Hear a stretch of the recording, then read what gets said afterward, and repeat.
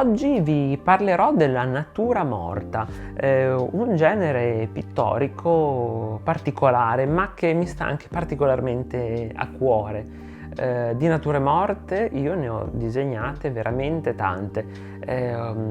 Forse, come vi avrò già detto, ho fatto l'istituto d'arte e nella materia disegno dal vero tante volte mi sono trovato a rappresentare bottiglie, vasi e altri oggetti, frutta.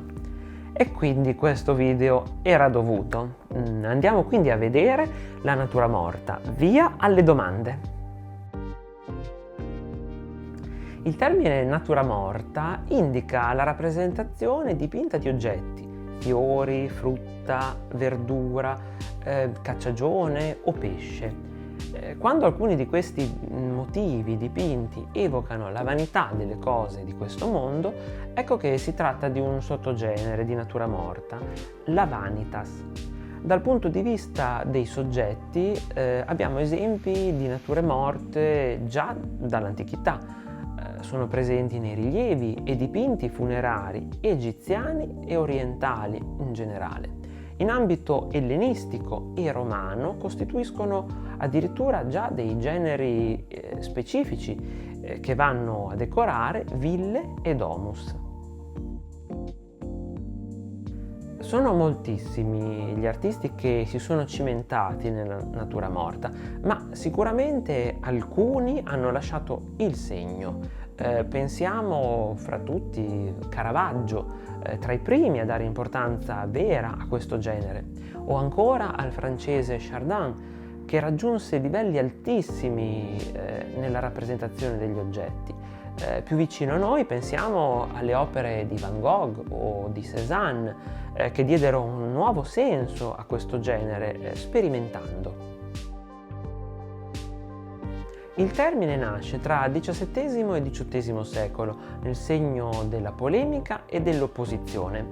È la pittura cosiddetta con sufficienza minore, la pittura che si concentra su un limone, su una brocca o un mazzo di fiori, contrapposta all'arte vera che ha per soggetto la vita, la storia, l'uomo e Dio.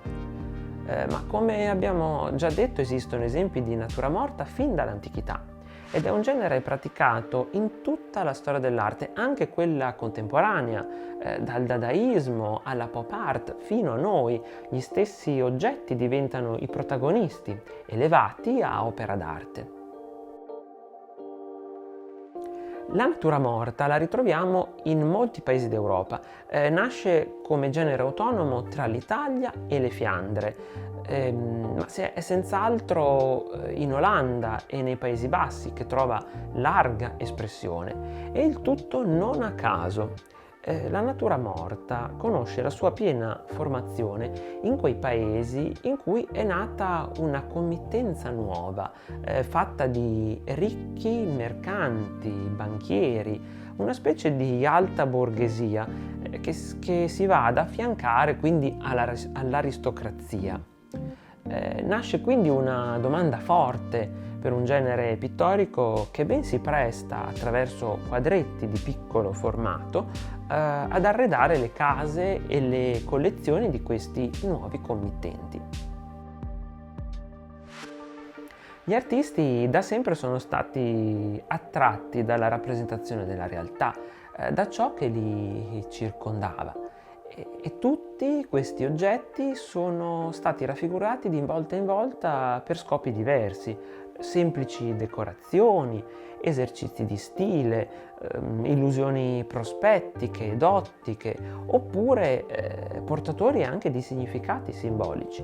Comunque sia, la natura morta costituisce da sempre una delle espressioni artistiche più vicine all'uomo, e spesso è un'istantanea che ci racconta molto di come sia cambiata la società, le abitudini di vita, i gusti alimentari e molto altro.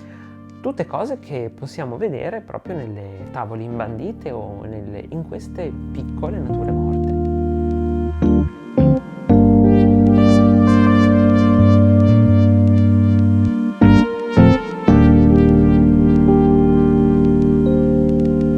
Se il video ti è piaciuto, lasciami un like qui sotto e scrivi nei commenti le tue opinioni, le tue impressioni e magari anche i suggerimenti per i prossimi argomenti da trattare insieme. A presto!